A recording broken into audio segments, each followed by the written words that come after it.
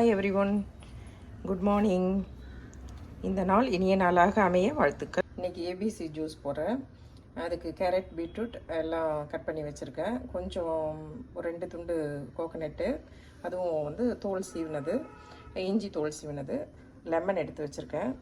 இதை வந்து கட் பண்ணிவிட்டு மிக்சியில் அதை அரைச்சி வச்சுட்டேன்.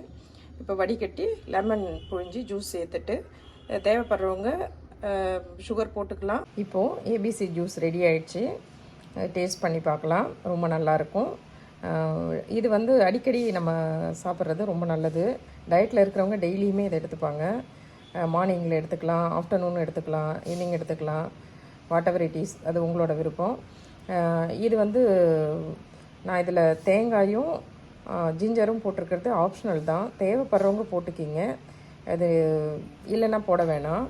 மெயின் வந்து beetroot, carrot, apple or lemon or amla, இதுதான் இதோட கான்செப்ட்டு.